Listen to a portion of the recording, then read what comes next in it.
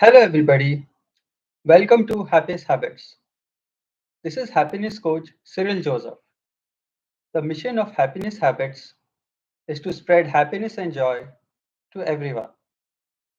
Today, I want to share with you some important topics and some important projects that I have been working on. The first project that I want to share about is called Fresh Air Transformation. This is about quitting smoking. Way back in 2012, I had approached Landmark Education and I wanted to volunteer in their online modules. At that time, Landmark was creating some online programs.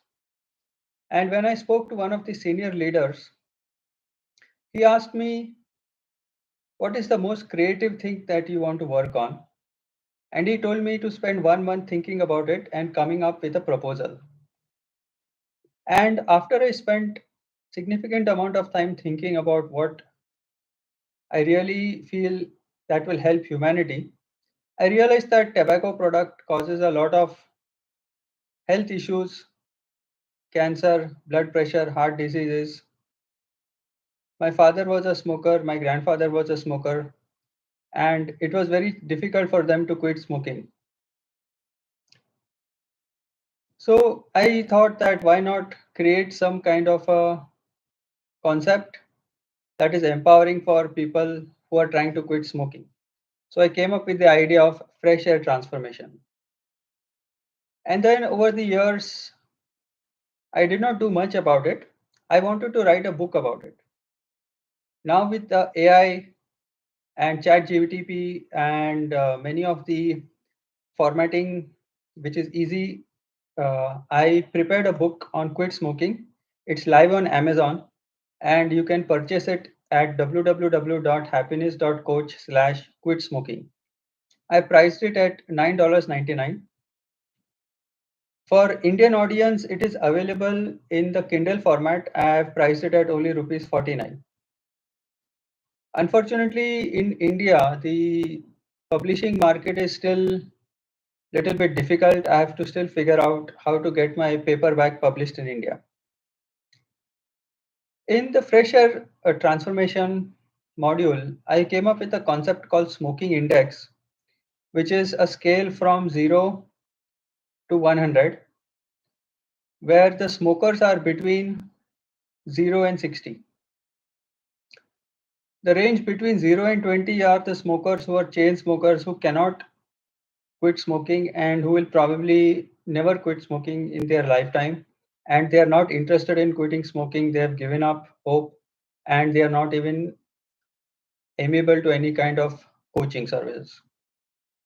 From 20 to 60 are those who are interested in giving up smoking and they are on a spectrum who are willing to discuss about quitting smoking, and on the higher side of 60 is those who are willing to be coached and who are committed to quitting smoking. And then above 60 are non-smokers and people who have completely given up smoking. And at 70 is a person who is willing to coach others to quit smoking. So I came up with a simple index and I've put detailed information in my book about all these indexes and how to categorize where a person is in their quit smoking journey. So what I've understood is nicotine is a very addictive substance and it is very difficult to give up smoking.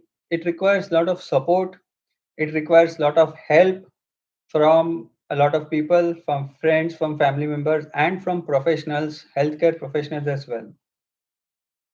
So I put in a lot of information about how to get help, how to plan for the quit smoking, how to manage the psychological impacts of quitting smoking, because there is withdrawal symptoms and the person has a lot of mood swings during their initial phases of quitting smoking.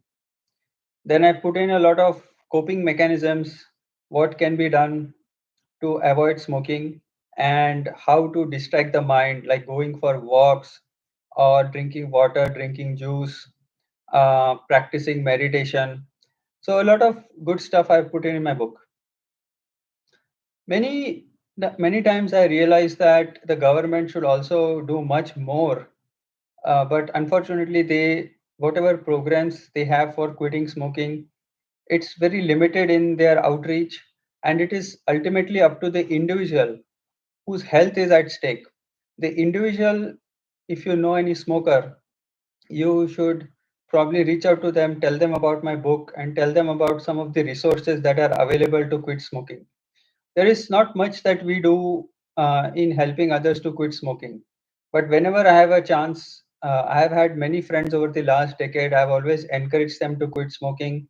I have many family members who are smokers. Whenever I get a chance, I will reach out to them and I will encourage them to quit smoking. And many of my friends, I always give them the not-for-profit number so that they can call and get free help for quitting smoking. There are also many Facebook groups that support people uh, in their quitting journey. So there is many ways to quit smoking. Some people quit smoking immediately. Some people use nicotine therapy. Some people reduce the number of cigarettes gradually. They practice meditation and different kind of techniques to distract their mind. Some people do it because they care about their family. So there are different ways, different strategies. You have to find one that is suitable for you if you are a smoker. And if you're a non-smoker and you are trying to help somebody, never give up because it's a constant battle. It's a lifelong battle. We think that a person quits smoking, but the cravings will be there for several months, several years into the future. And we have to ongoingly support our friends and family members who are smokers, help them to quit smoking. That was the first thing that I wanted to share with you. The second is another book which is called Happiness Habits. This is also available on Amazon.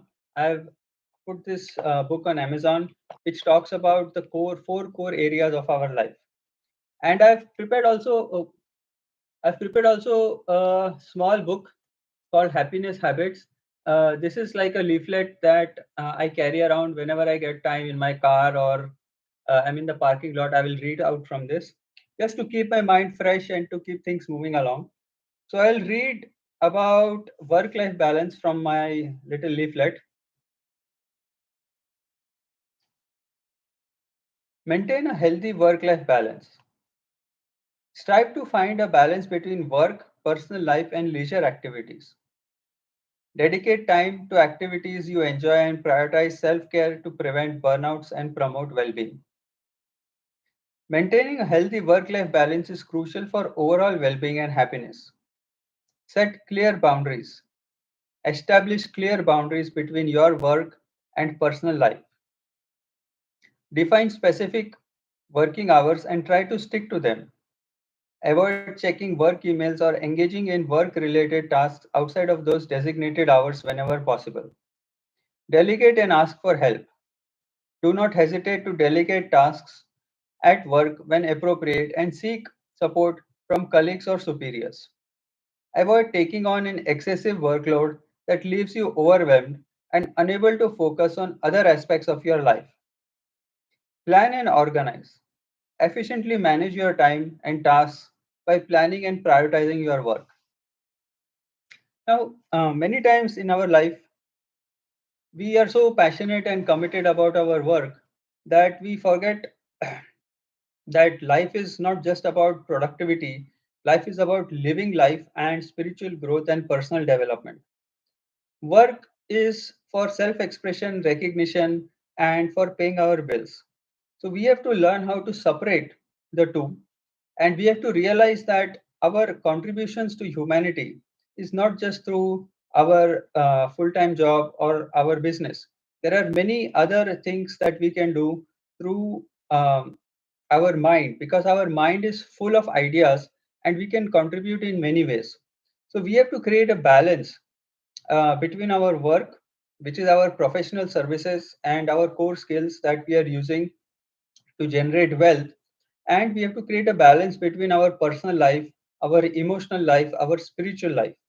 And we have to always learn that it's not easy. When I started out in consulting, I used to work about 60 hours a week, and then after 1 year I used to get burnt out, and I would feel demotivated and stressed out about my work, and I would not enjoy my work.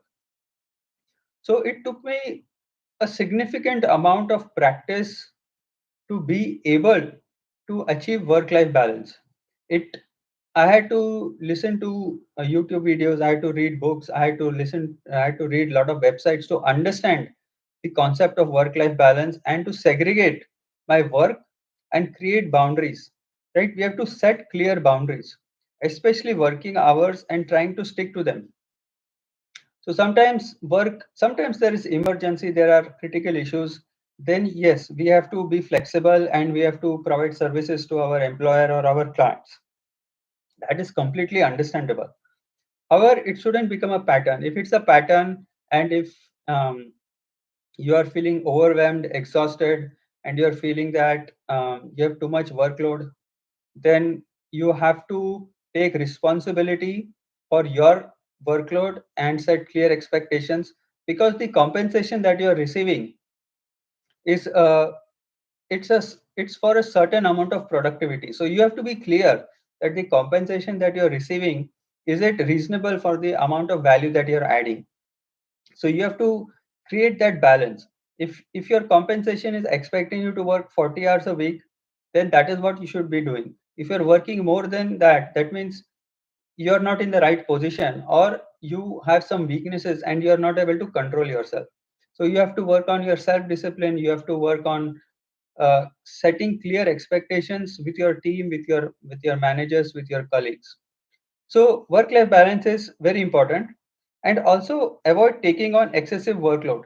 Sometimes what happens is people feel stressed out if there are layoffs going on, if the market is tough, then people feel that they should take on more because they want some kind of recognition or some kind of validation. These things never come from external sources. All this validation you have to seek from within yourself. Your true validation will come from within yourself, and that is the only way you will be able to make um, be more productive, and more you will be able to create more value. So that was from my book, from my leaflet, Happiness Habits. This is available on Barnes and Nobles, and it's a nice little pocket thingy. I can easily put it in my pocket, and I can walk around and I can share it with whenever I get bored, I can read it. Now, the third thing I wanted to share with you is on my weight loss journey. Right now, I am at around 152 pounds, and my goal is to lose another 10 pounds to reach 142 pounds. Before COVID started in 2019, I was around 140, 142 pounds. And over the last 3 years, I've packed on about 10 pounds. So I'm trying to be more cognizant of my food eating habits, and I'm trying to cut down on eating outside and eating more healthy. So I'm trying portion control. I'm trying counting calories, I'm eating more fruits, and my work got a little bit hectic, so I was a little bit stressful. So I'm trying to release all my stress through meditation and through being more productive in my philanthropic activities like happiness habits, which I'm trying to build and grow. And that way, I'm hoping to lose 5 pounds in September and 5 pounds in October, so that by the end of the year, I'll reach my ideal target of 140 pounds. So that's a little bit about my weight loss journey. Now, the fourth thing that I wanted to discuss with you is the three concentric circles of life that represent us and our sphere of influence and the things that we cannot control. So just imagine there are three circles, three concentric circles. The inner circle is you. That is the things that you can control. What are the things that you can control? Your eating habits, your actions, your goals, your milestones, your risk management, your expenditure. These are some of the things that you can control. expressing gratitude, expressing appreciation, being being able to take positive decisions, being doing inner work, right, through meditation, coaching, taking seminars, learning new things. These are all within our control, within your control. So this is your inner circle, which is your self. It includes self discipline, it includes self control, it includes self transformation, it includes um, all your goals, your milestones, your intentions, being present in this present moment. So, this is the innermost circle, which is just you, only the things that you can control. Now, the second concentric circle, which is outside, is your sphere of influence. Basically, these are things that you cannot control, but you have influence over. That is, you have influence over your friends. You can have conversations with them, you can inspire them. You have negotiating power with your employers, with your clients. So you have some influence over there. You cannot control your clients, you cannot control others, but you can still negotiate with them, you can still influence them. Learning new skills come over here. So let's say you want to become a stock trader, you can take courses and you can learn new skills. So this is where you can influence your success, but you cannot influence the stock market, right? You can only influence your trading plan. So this is the second circle, and this is where you have to manage your emotions, you have to be able to manage your expectations, you have to have communication skills. So this is where you're interacting with the external world. So inner circle is where you are working on yourself on your own time with your own mind. This is 100, the inner circle is 100% you. It's all about how you can change your mindset, how you can grow, and how you can become a more successful in life. The second circle is the influence that you can create outside. So just by being yourself authentically, people will feel inspired by you. By uh, by talking about situations or by volunteering at not for profits, this is where you can have some influence over the external circumstances. And then the final is the outer biggest third circle, which is the entire universe. That is completely outside your control and outside your influence, like the government at large, wildlife, weather, any kind of natural disasters. These are completely outside our influence. There is nothing one person can do to change it, even if they tried or dedicated their life to it. So, knowing these three circles, we have to focus 80% of our attention on the innermost circle, because that is where our true power is, where we can make shifts. And 20% of our effort, we have to focus on the second circle, which is our sphere of influence.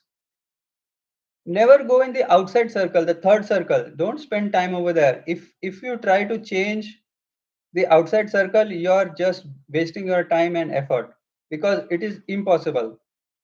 It is completely impossible to change things that are outside your control and outside your influence. Don't think about it, don't obsess about it.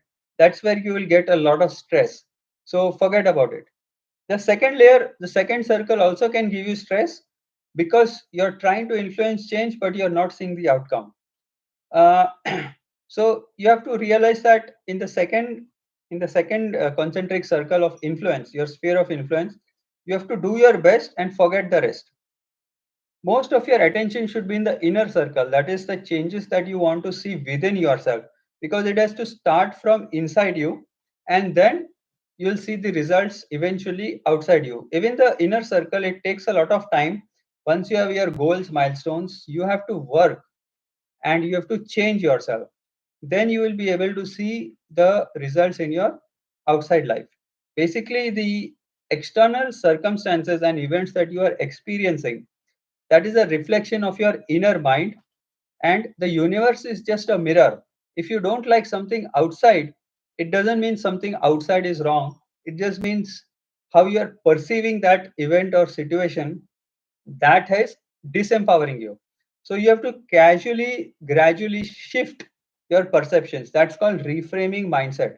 So you reframe your mindset, which is your inner self, to get a more powerful and empowering perception of what's happening, and then you have the ability to make some changes in your own life so that you will experience much desirable outcomes.